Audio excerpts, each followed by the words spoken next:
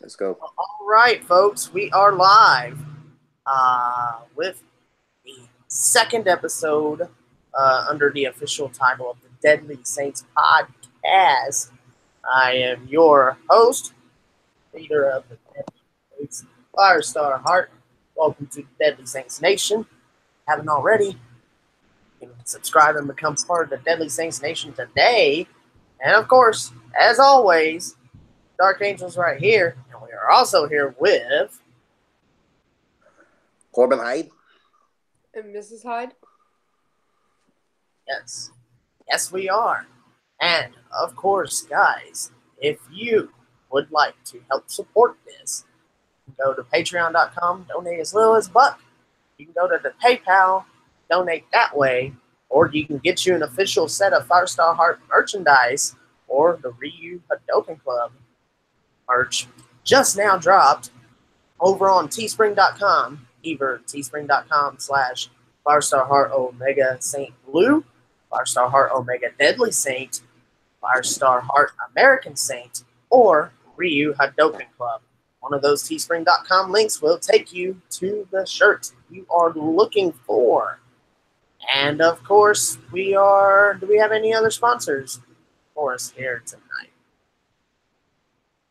DRW UK live on the Corbin Hyde YouTube channel. There you are, the Corbin Hyde Twitch channel. As you can tell, our partners here that have at least been on the podcast once, well, they are down below. If they are somewhat of a permanent fixture, they are promptly featured. Chris Zero, unfortunately, has not been able to make it in tonight. I don't know if he'll be in during the stream or if he's going to miss out on this episode, but whatever happens, remember Chris Zero, keep him in your thoughts.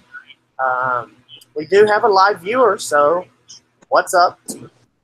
We are going to be getting into this in just a moment.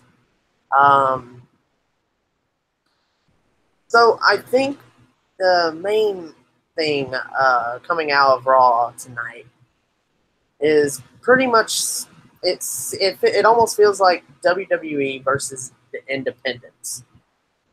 But WWE also has an enemy within itself because NXT is seen as the popular brand. Rightfully so, because NXT is always consistently good. Dollars to donuts. Fit that in with how good the Independents are. NXT dollars to donuts, best hour of WWE TV. Yes. So that brings the topic to mind of, you know, what's WWE going to do versus, well, what the Independents are doing now. And we will get to that after we get through Raw. Now, we're going to probably just skim the results up as to what happened as far as matches go. But we do have some key points to talk about tonight. It was just your average show for the most part. I mean, some things you'll probably take away, but for the most part, you probably won't remember a whole bunch in a long stretch. Nothing that really sticks to your mind. So with that being said, I hardly really took notes tonight. I don't hardly ever. It's not that I don't hardly ever take notes. I actually do take notes to a certain extent, so we always have a case to talk about. Plus, it helps keep my mind refreshed on everything that goes on. But we were doing some things tonight during Raw, so we were basically focusing on just watching on this end. However, Corbin Hyde has managed to amass most of everything, but I do got a little bit here. I did get the kickoff. I got the kickoff noted down for sure. We kicked off Monday Night Raw tonight with Braun Strowman, Dolph Ziggler, and Drew McIntyre. I don't really know what we could call this team because, quite frankly, they don't even have a name. It's let's be honest, opponent forces in WWE. Why the fuck would you need a name? I see your point. And then there's Dolph Ziggler. Yeah, well, Dolph Ziggler, I think, kind of fits that smaller character role in the. He's just kind of there. I think their alliance has potential. I actually kind of like it, and as you can tell, yes, we're also on Xbox. There's that ever famous noise that the Xbox clicker makes. Welcome to our viewers. Feel free to say hi in the chat. We got they cut a pretty good promo. I kind of like the promo, and then of course the Shield. You know, they made their way out. You know, from the crowd. So you know, nice way to pay homage to how they used to come out back in the day, which I guess is kind of sort of a thing when they get together. They'll do it. Baron Corbin sent the roster down to separate them, and then all hell just broke loose. You know, shit hit the fan, and the Shield get taken away. I'm kind of while we're on the subject of the have you ever pro wrestlers are just as effective as security if a match is not going on? Think about it. Tonight. Yes. It appears Hangouts is being a little bit of a pain tonight. Connection on your end is seeming a little bit weak right now. Is everything all right on your end?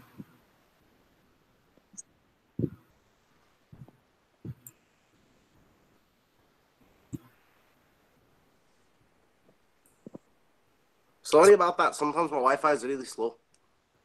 The Wi-Fi. Yes, that does happen. Now we came back.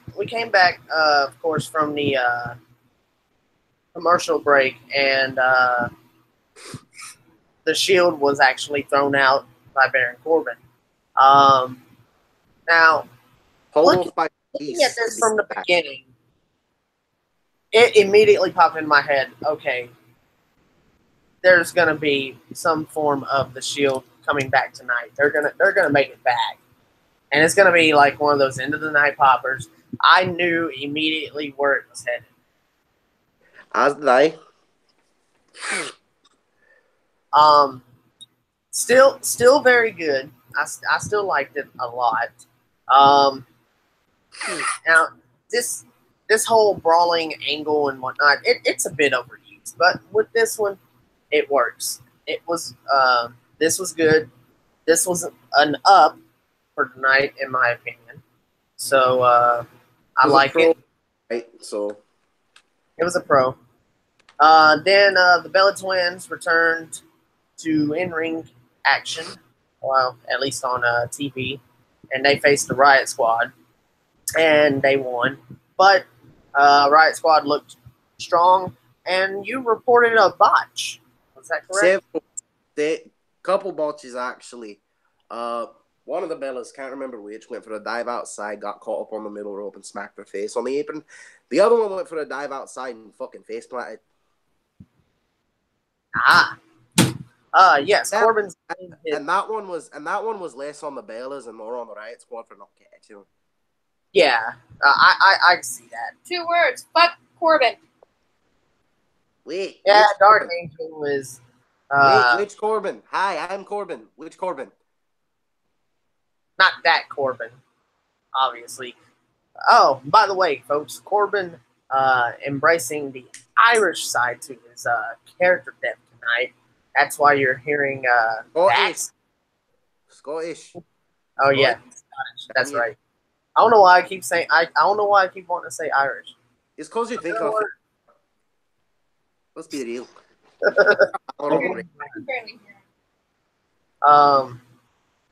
But the last part I got was Corbin on the phone with Stephanie, and Corbin's been on the phone with Stephanie all throughout the night.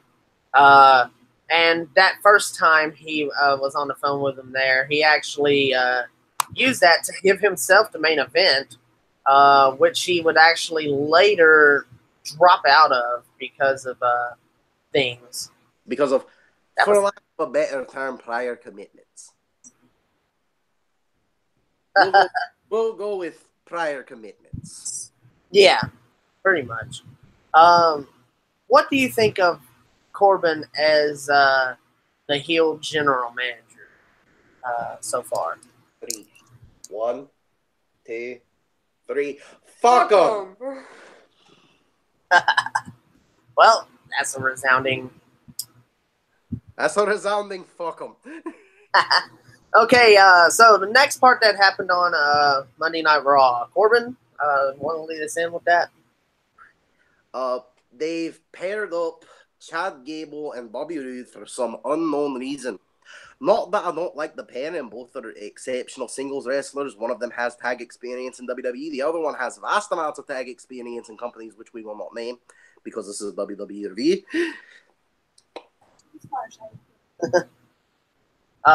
They took on the Ascension. There was a wild Ascension appearance. Yes. The Ascension has been on Raw for, I believe, 2 weeks in a row now. Or something like that. They were on Raw last week, too, I do believe. Gable and Roode showed a bit of odd chemistry, a bit of an issue where Gable tagged Roode. Roode was not expecting it. In the end, Gable and Roode pulled up a victory after a bridge German by Gable. Now, I personally liked this match tonight. I gave that a B rating. Now, Chad Gable is a very great amateur athlete. He's very underrated, very underutilized, in my opinion. I'm gonna guess maybe these two are probably a thing now as an official tag team. And if so, then that's probably due to Matt Hardy and Bray Wyatt no longer being a team, due to the fact that Matt Hardy is taking time away from the ring, or could be even retiring or close to it. But I think the pair has potential. I thoroughly enjoyed the match. I didn't find myself snoozing through. It was nice to see Roode and Gable on TV. And how about that look on Roode's face after Gable got the win tonight? How about that? That was interesting. Yeah. Up next, Roode would like to just found a gold mine for some more gold in the WWE. Up next, we had an interesting segment with Elias doing his thing, talking about how Trish embarrassed herself, then took pot shots at Columbus, then Ohio State, and Mickey and Alicia and Alexa Bitch, that's her nickname for her, I'm just gonna say it, come out and remind Elias how she's from Columbus, graduated high school in this very building, does the Ohio State chant, and then Bliss calls the fans mindless sheep. Things go on, and Bliss and her crew are in the ring as Natalya and Ronda Rousey come to the ring. Right. How about Alexa giving... How about the fact that she seemed a little flirty towards Elias? Just a little. That right there. I'm not the only one that noticed. That's one of those things where it's like, player alert. No, that's not. That's just a fake thing that I could tell. She's getting there to just kind of like benefit herself. She literally gave him the doggy eyes. Just. Literally gave him the doggy eyes. I just tried. If you're gonna go all out with this, go all out with it. She didn't give him the doggy eyes. She gave him the fuck me eyes. Anyway. But Corbin. Anyway. You can't even. I'm sorry that you fail at doing those kind of vibes. Hey. I get it. Anyway. Yeah, there you go. Don't make me go full again. We had a rather interesting spot in the Natalya Bliss match where Bliss applied an armbar to Natalya, and seemed to be rather effective. Bliss then proceeded to beat down Rousey and Natalya with the help of Foxy, who got flung around like a damn ragdoll. Yeah. I'm sorry, if we're going to do this, I got to do it right. With the help of Alicia Fox and Mickey James. Well, would you give this an up or a down? We're going to go with someone in the middle for this one. This was, it advanced the story, but didn't do much else. Smack dab in the middle. There we are. No. Dark Angel gives it a down. Well, so far, Raw, right now, we're about, I think, a good hour or so in at this point. So, just like we said, it's pretty much just your average run-of-the-mill show so far. And I believe somewhere along in here was the tag team title match. Unless that was right before that, the Revival were backstage. McIntyre and Ziggler beat the living shit out of them. Yes, they did. After that, we come back from the break. Out comes B-Team. The B-Team, by the way, who I will never, ever, ever fucking get behind. Stop trying. What do you think of? How do you think the B-Team fared as tag team champions? 2 words: dumb luck. Now, I'm happy for that they got an opportunity. JoJo announces the Revival, says once again their opponents, and out come McIntyre and Ziggler.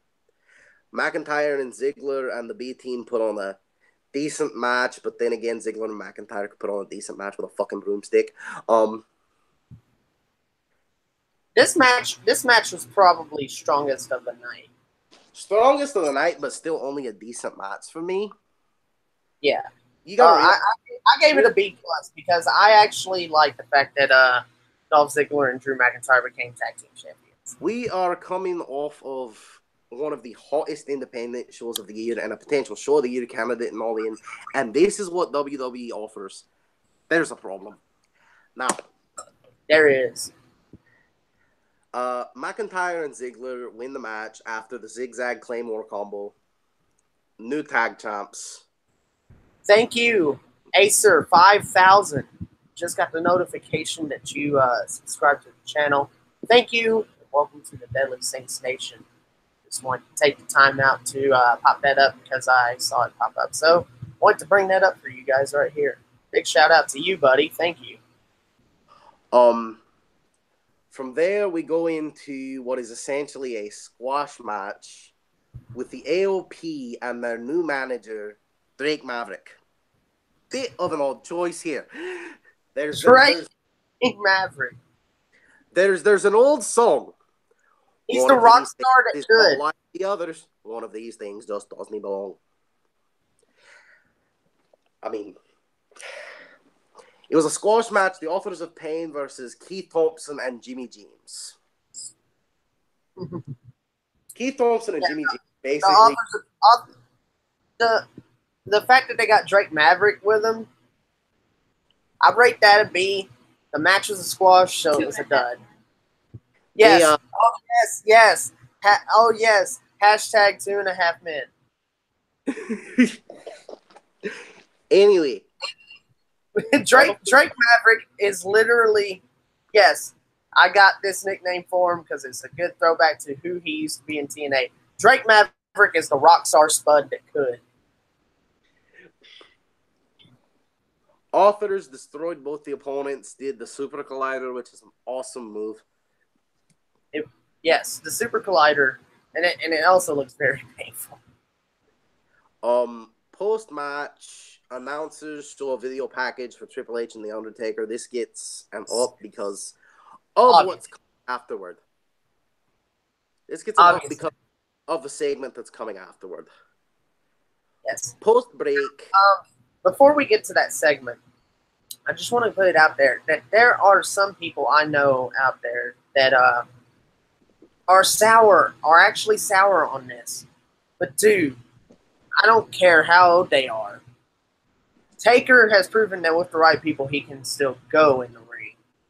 Don't put him up against Brock Lesnar. Dude's too fucking old to be facing Brock Lesnar. And he was really too old to be doing that at WrestleMania 30 when they went on. And, well, honestly, yeah, it screwed Taker up for a couple WrestleManias. Only this recent thing that he's been doing has seen him be remotely in okay condition for his age. But with Undertaker and Triple H going at it again, and what they're billing it as one last time, that isn't up on my end. It's up in my book because here you are. You got two legends, two phenomenal icons that are going at it. Triple H still in excellent condition, and Undertaker, with the words he said to Shawn tonight, I think he's just as ready. Before we go any further, we're skipping the piece. Natalia's backstage with Ronda. The Bella twins walk in. Rousey says she's good. They offer to help Ronda train. Rousey says she's good with Natalya, and Nikki offers to help her outside the ring. The Bellas leave on good terms with Rousey. That's just kind of a... I think they just needed more screen time for Ronda, and that's why they did that. Pretty much. Post this, we had the moment of the night. Moment of the night. Michaels comes out, begins to discuss his friendship with Triple H, and continues on, and then the lights go out, the gongs hit, and out comes probably one of the most recognizable pro wrestlers of this decade. The Undertaker. Yes. Shawn talks about how he retired out of respect for the system, the fans, and respect for Taker. Talks about how for the past damn near decade, all he's heard every time he's come into a WWE arena is the one more match chant. Oh my God. You could feel the electricity between these two tonight. One, definitely in my book, one of my favorite parts, if not my favorite part of the night. We'll get to my other favorite here in just a little bit. But, man, I thought these two were going to go at it for a bit there. After that, we had Sasha Banks and Bayley versus Dana Brooke. A wild Dana Brooke sighting. And then Dana Brooke for the last 2 weeks now. Seems like they're rotating talent off, just like rotating the jobbers off. Do you think Dana Brooke is gone from Titus Worldwide? Well, I was about to touch on that. This was not much except advancing a story where Titus and Apollo argued most of the match and distracted Dana, and Dana basically screamed at them and walked away at the end of the match. But Sasha and Bayley picked up the win. You're looking at basically Dana Brooke going out on her own is, in my expert opinion. I think she's finally ready to do the full-time competition again, ready to get back into grabs. And with the women's division seemingly expanding once again due to the whole Evolution event coming up, which I am beginning to think is going to be the stage where the highly rumored women's tag team titles are going to be unveiled, in which case that would be awesome. That would really be awesome. But considering, all that stuff that they're doing, it almost seems like a way of saying something like that, but you never know. As well as, in this instance, I'll give this match a C+. Dana Brooke is, she's showing that she's trying. And she is showing some improvement. I'll give you this. She's miles better than Eva Marie. Ever was. Let's be honest. That's not much of a compliment, Firestar. It's kind of a backhanded compliment, but when you look at it, there's also other female wrestlers out there that are really bad and Dana Brooke and Dana Brooke kind of goes above them as well. I mean, I have a shite neck, and I'm a better wrestler than Eva Marie. After this week, the Bobby Lashley. SmackDown might come close to All In. Well, actually, no, that's also a stretch to say. But SmackDown will be third in Raw overall as far as probably competition. And maybe overall structure. But Raw had a couple of powerful moments. The only thing that stands a chance at coming close to All In is NXT this week and the Mae Young Classic following it. Yeah. And NXT is only going to be an hour. So NXT is going to have the unfair limitation in rating that there's only going to be like a couple of matches to rate. Now, post this, we had the Bobby Lashley, Jinder Mahal meditation segment, and this got a little bit of a chuckle out of me. Lashley, it started off as Jinder Mahal leading it, and then Lashley took it over for himself, and he's like, "All right, now you need to breathe. You need water." What? He was just chanting all these random meditation quotes and stuff like that. Lashley completely took the segment over, and then all of a sudden, a wild Kevin Owens appears. Yes. Remember way back when CM Punk walked down WWE, only to appear a week later. Anyway, Kevin Owens quits last week, and then all of a sudden he's back this week attacking Bobby Lashley, and bravo for the powerbomb. Lashley's a bulky, buff, muscular dude, and Kevin Owens lifted him up effortlessly with his powerbomb. Well, the point I'm making on this segment, this is one of the reasons why I hate pro wrestling. And no one hates pro wrestling more than professional wrestling fans, if you do not know this. I hate pro wrestling because, especially mainstream pro wrestling, it's become a comedy act. Yes. Let's move on before I get too heated and lose us on monetization. Main event is next. Braun Strowman, Finn Balor. Not much to say here. Balor always manages to put up a decent match against Strowman, but Strowman proving too much for Balor as usual. Even though it was kind of quick, still got a B from me. Still a good match for what it was. But what helps the match? What brings the match and segment that followed overall up to an actual A? Yes, the match gets an actual A because of what followed. Because this is actually shades of decent storytelling on Raw. Oh my! I know, right? It's a shock. But I was fucking surprised. Yeah, the Shield comes out. Woo, woo. Through the police box they were arrested in earlier in the night. The Shield begins to come down the ramp. Out come Kevin Owens, the Ascension, Drew Gulak, the Authors of Pain, Elias, Jinder Mahal, and a few more people. Yeah, they destroyed basically the Shield. All the heels have decimated the Shield, and now the Shield is this big old anti-authority faction. Now, I think I know. I know where this. I say this: WWE might have actually accomplished getting Roman Reigns completely over as a babyface, and yes, it could mostly be thanks to the Shield, but I think WWE finally did it. Now, here's where they're going with this on my money, Firestar.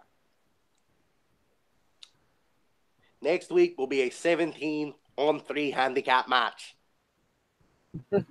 There will be a massive Shield handicap match, and I guarantee you the Shield's going to blow through at least half of them. Very similar to in the past when Orton and Cena were hated by most of the roster, and they had to face the roster. My God, how many people did Orton and Cena actually blow through in that match? I'm pretty sure they blew through quite a few. 20-some? Yeah.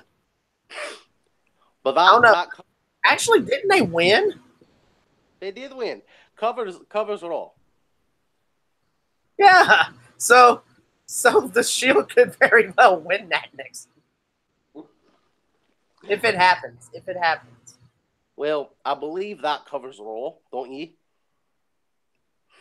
Well, there are some talking points that we wanted to touch a little bit more on, and then we got that topic that we are going to discuss, and I think a couple of other little points before we get out here tonight. Rather quick talk, really. The first thing we do want to talk about is that Undertaker Shawn Michaels thing. We do want to give a little bit more depth into that because I've been followers of them for a long time, and Triple H. Put it to you this way: the only reason Phil's been followers of the Undertaker and Shawn Michaels longer than I have is because he's fucking older than me. This is true. I am currently 27. I am 21. 24. 18. But just about anybody that has remotely heard of professional wrestling has heard of Triple H, Shawn Michaels, and The Undertaker. These three are like a staple of what was, and they're still there, at least in some capacity, in WWE. Shawn's retired, and he's been retired. Undertaker comes back every once in a while. Triple H sees a little bit more of a schedule to his in-ring performance schedule than they do, but Triple H is definitely close to doing that. But I think his full in-ring retirement will come when he finally takes the reins from Vince McMahon altogether. Well, and that's just Trips for you. Trips will, honestly, if we're being honest, Triple H is like fucking Ric Flair. He's never going to really fucking retire. Probably not. I mean, he's basically, I guess, considering his schedule, you could probably already say Triple H basically is retired from in-ring competition. Because he only comes out like every, couple times a year to do it. It's not like he's wrestling on Raw and SmackDown every night. No, he's got that suit on and he's micromanaging things from backstage, or he's working on managing the NXT. So you can basically say Triple H is retired from, in-ring competition, and he's just special attraction now. I agree. Not to the not to the level of under special attraction, but I do agree with you. Same thing with Undertaker. I mean, he comes back for a special attraction, but he only comes back because he's still able to. But you could technically say, considering how often Undertaker appears, you could even argue technically that he is retired, but he just comes for some special a special match or something every now and then. Well, if that's the case, you could argue the same thing for Cena, because Cena. Well, I wouldn't say. I would still have Cena at the part-time status right now, because maybe special action status, because he's doing less and less. And that's the only reason I would still classify Cena in the part-time role. Triple H and Taker. Triple H and Taker, I would say semi-retired. I would classify Cena in a Lesnar role, more of a special attraction role. He shows up when he needs to be there, but otherwise he's off doing other shit. Yeah, well, see, it's been, what exact year was it when Cena kind of sort of started becoming too busy to 2014. 2014. 2014? 2014, 2015 area. 2015? Yeah, I would say that's probably about the right estimate. But yeah, John Cena's still good now, and he actually gets more cheers than he does boos now, and it's because he's rarely around. And if they did the same thing with Roman, he'd be over his shit. Roman has been pushed so much as the top guy that he could afford to. He could probably afford to go into a part-time role now, and considering how young he is, his body would be preserved for like ages, depending on how well he decides to keep up with it. Yeah, like again, But he's top merchandise seller accordingly now. And Roman's still young, so of course he's not going to go anywhere anytime soon. As unfortunate as that is. You know what amazes me is through all this time how Roman has managed to kind of sort of overall avoid the injury bug. I think the only time he's ever really been, and this wasn't even injured, it was more sickness, was during that outbreak. Yeah, as far as having an injury that has required surgery, though, Roman Reigns has been pretty good at avoiding those. It wasn't even really an injury; it was sickness. Was the outbreak in the yeah, the sickness, but that doesn't count as far as like physical. You know, like, oh my God, I injured my shoulder or something. I'm going to be out for a long time. I mean, being sick is one thing, but we're talking injuries here. So I guess Roman is also too strong to get injured.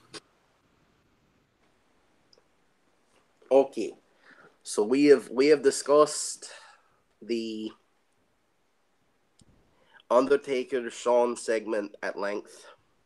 What was the other talking point we wanted to discuss? The Shield. Yes, this whole Shield, Braun Strowman, Dolph Ziggler, and Drew McIntyre thing. Every freaking locker room. I'm loving it too. I'm liking it. It's definitely looking to be in good condition right now.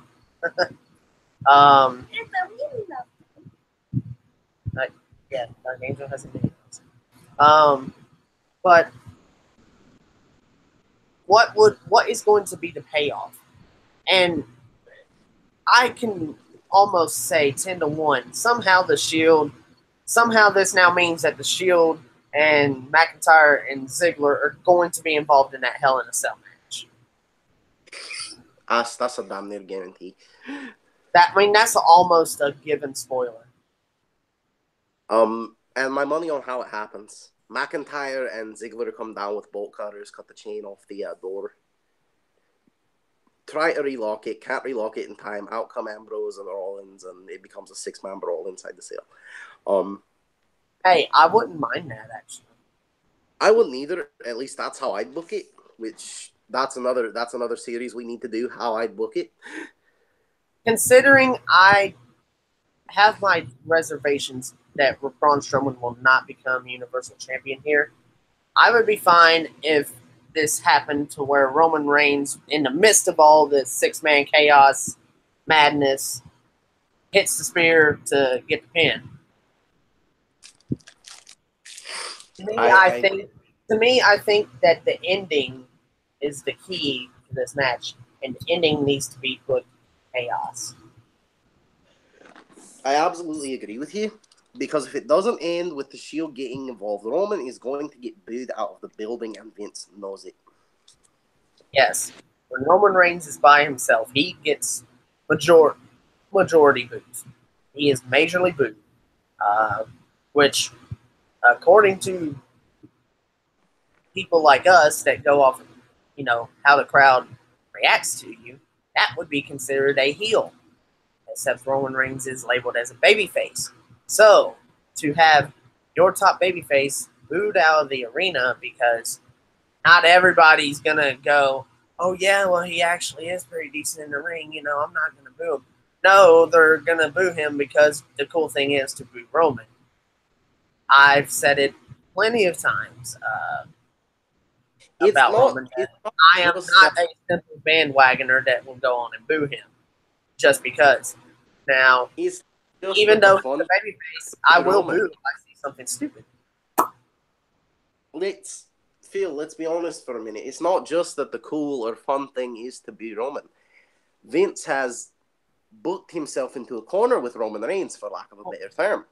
Yes. Roman has been shoved down everyone's throats for so long that we're just sick of it, and we're doing everything we can to send a message to Vince McMahon that, no, this is not your top guy. The top guy we want is someone like Finn Balor, Seth Rollins. Right. I mean, look at the reactions tonight. Reigns steps out of the police van, boos fill the arena. And then Rollins and Ambrose appeared. All of a sudden, the cheers came back. Exactly. Roman Reigns is like that teaser to the perfect horse in the Shield. Well, and I still have to go out on a point here to say Ambrose has looked phenomenal since his return. As far as conditioning wise, I mean, dude looks amazing. Okay, I am going to quote my stepmother here, and I rarely ever do this. She'll tell you I rarely ever quote my stepmother. It's true. She and I were in the car. We were talking about Ambrose, and she said, and I quote, he went from "I'll have your daughter home by 10 p.m." to "Your daughter calls me daddy too." Daddy Dean. He's the MIDI taster. You know, he's titty master Ambrose. And now he's even more buff, so he's definitely at that state now. See, you weren't paying attention, Phil. I just noticed through this broadcast notification that I got that there is a female wrestler by the name of Rage. Well, I'm sorry, I have to go out on a limb. I have to bring up something from the Independence. And this is a back in the day reference. There's only one wrestler I knew that was named Rage, and he was a dude. So I am sorry to the CAW. I'll give it credit though. I'm sure. Oh, Emmett wouldn't mind there being a female Rage on the scene. He's been retired for a while now, but the name is nonetheless the name still resides or resonates with me as Emmett. So, nice little tidbit there. My older brother, for some of you may or may not know, he actually used to be a professional wrestler as well. Wrestled under the ring name Devastator. So there's a fun little fact about your boy here, his family in the background. Another thing, my father actually wrestled a match as well, and he broke his hip, but he won the world title. He his character name has always been Tornado, but for that night, he was wrestling as Mr. Sunshine. Now, I am going to, since you brought up the broken hip story, you have got me on a damn tangent again, Phil. You do this all the time. Speaking of broken hips, my grandmother may have been the toughest woman I ever know. Here's why. Oh, man. This woman fell off the porch, broke her hip, and walked on it for 3 days.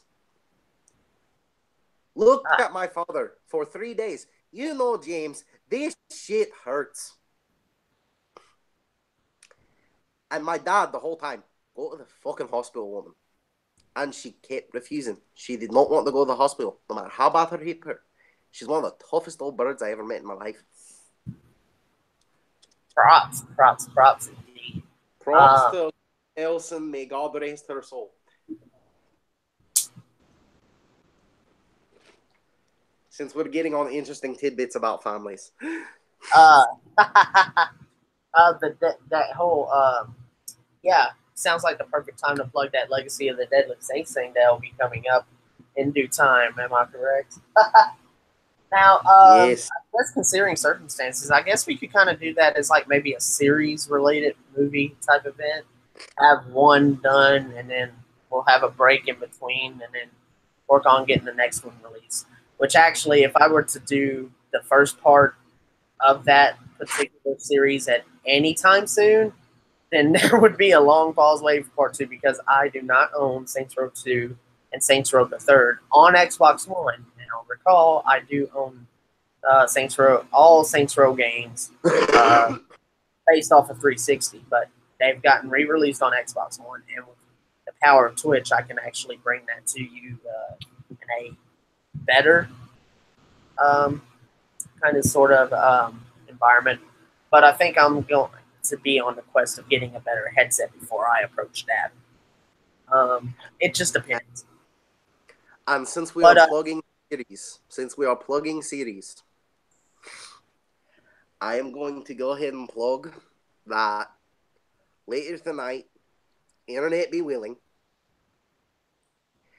live on the Corbin Hyde Twitch channel, DRW UK will host its second episode. Nice. We are also going to have Guardian Angel. What are the numbers? 223-163.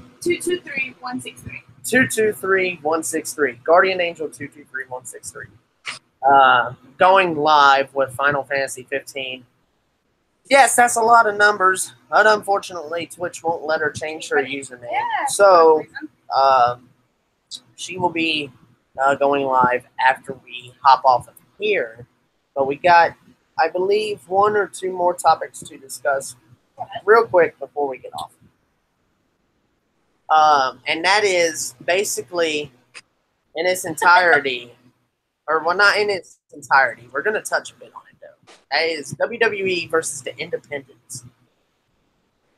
Honestly, Phil, before we continue, I feel that if we're going to do this topic, we need to do it right. We need to do it as its own separate episode on a night that nobody has anything to do. Oh, yes, definitely. We will have this be a separate topic, but there is something about it that we can touch on here tonight. And it would be like skinning the cat. There is a slight thing we can do, and that is based upon, All In versus what WWE continues to do. And this one isn't long at all, but I'm going to go ahead and throw it out there with WWE. I sincerely hope you watched All In, because it doesn't matter if it was the greatest thing since sliced bread. Not saying that it wasn't great, because yes, it was great, and we gave it. I was gonna cut you off and say, although it really was. Yes, although it really was, because we gave it an epic grade. I mean, you can go back and watch that long. You guys can go back and watch that long ass episode that we did talking about All In and doing a bunch of other random things for almost 3 hours. And you will know just by hearing how we talked about it, that it was one of the greatest independent wrestling shows of all time, and the greatest independent wrestling show not ever, but at this caliber in the last 20 years. This was how it was built. They made it happen, and we hope to God that there's a part 2, because WWE, whether they paid attention or not, tonight on Raw, they still didn't do it 100% right. And I'm not expecting them to right away, no. But am I expecting them to take notice and try? Yes, I am. Because they need to try. Because they are no longer the end-all, be-all of professional wrestling. All In proved that. And all you can do is try anyway. I mean, let's try. Phil, if we are going to be honest, WWE will never, ever try to do that. And here's why. Vince McMahon is a senile old man who is stuck in his ways. Hey, Corbin, how strong are them muscles? Huh? How buff are we? Are you looking? You know what? You're putting over Roman Reigns. You're not strong enough. You don't look strong enough. That's what the fans want. They want Roman Reigns. Vince, may I intervene? No, you can't. You're fired. I know what everybody wants. And that's the problem. Vince thinks he knows everything. Vince is convinced that because he's done this for 50, damn near 60 years,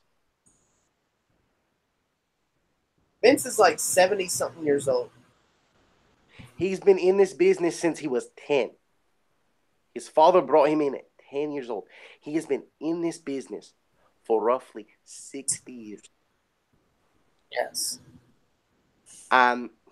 He thinks because he knows how things were done in the era where everyone had a gimmick, and then in the era where everything was Jerry Springer, and then in the era that we're in now, he thinks he knows what he can do here, but he's clueless with the reality of wrestling as is, because wrestling nowadays is not WWE anymore. WWE is, and Vince is going to kill me if I work for him, because I will always refer to it as wrestling, and wrestling is a banned word in WWE. WWE isn't wrestling. WWE is sports entertainment. Sports entertainment and wrestling are two different things. And it's to quote Jim Cornette, you like chocolate milk, I like white milk. Keep your chocolate shit out of my milk. Yep. There you go.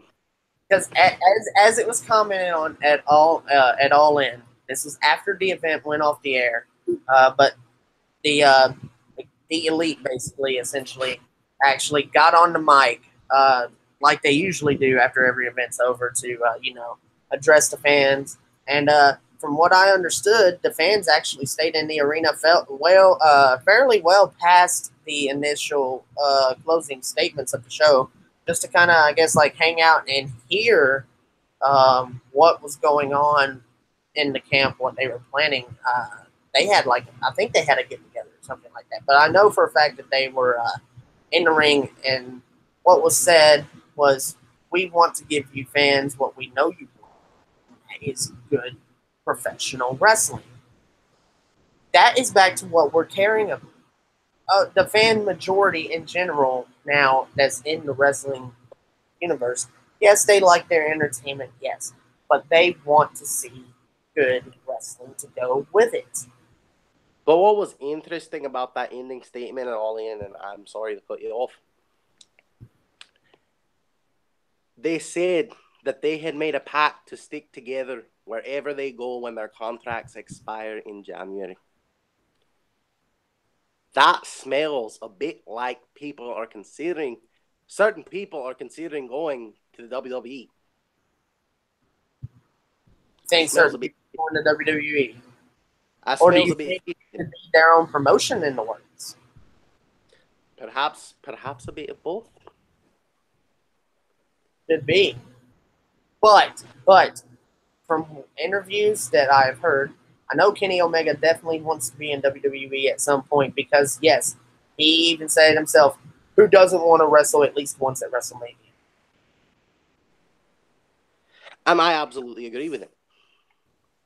So, yes, and my only hope is that he doesn't get watered down, which, God willing, he probably will be, but let's just hope that Kenny Omega can actually still be able to work his style, at least for the most part, should he ever get to that point where he does step foot in WWE. I think, is that our last topic for the night? I think so, unless there was one more little thing that had come up. Not that I can think of. Was there anything else that was in the boat immediately, or no? No, I think everything else is put off for a single one-shot episode. Okay, yeah. All right, then that works good enough for me, and I'm pretty sure it's going to be good enough for you guys at this particular juncture. And coming up forward. But we will be back, obviously, later on, back on Hangouts on YouTube for the SmackDown. You had to. I was trying to lead into it. Yeah, I was like, come on. I want to say SmackDown. But yes, we will be back for SmackDown, of course, and hell, probably even NXT. Are we going to touch the Young Classic? That's the question that's the burning question. Yeah, and NXT's the one they like. Here's the one I think they're one. I think that everyone who watches his channel and loves pro wrestling and loves women's pro wrestling in general, they're wondering if we're going to touch the Mae Young Classic at all. And me personally, I think that would be great. You think we should? I absolutely think we should. I think something could be arranged for that. And I know for a fact that if I don't manage to catch it as it originally airs, I'm almost certain that Mr. Corbin Hyde over here most likely indeed will. And with that being the case, I'm sure we'll still be able to cook up something for you guys. So right. Yeah, we will do our best to cover Mae Young Classic as well then. Is there anything else we want to add before we get off of here for tonight? Do we want to make the announcement about the other promotion that we're going to start reviewing? Ooh, what was that again? New Japan? New Japan. Yes, Yeah. New Japan. Because somebody in this call just happens to have New Japan World. Well, spoiler alert, it isn't me. I watch all my New Japan content Illegally. I do watch my New Japan. Don't get me wrong, but it's not through New Japan World, unfortunately. But Corbin Hyde over here has it, and I believe, well, I'll let that be a surprise. And Corbin, I will talk to you about that before we head over to Guardian Angel's Twitch over here for some Final Fantasy. She's going to stream for at least she's going to stream for however long she can, whether it be an hour or two. We're not going to go too hard, but we're going to try to have some fun. Maybe do some more. I don't know. It just depends on the time, because it is already heading towards 1 a.m. But that is what happens when you watch wrestling. You're all of a sudden on the night shift because wrestling comes on at night.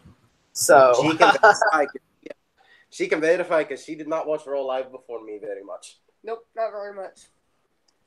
And isn't it kind of the weirdest thing now? You stay up until 2 o'clock in the fucking morning. That's what wrestling puts you on the night shift. And if you're like us, then you're definitely on the night shift. And if you're actually a wrestler yourself, then you're probably actually, getting ready to getting cleaned up and traveling to the next city right now, and then trying to,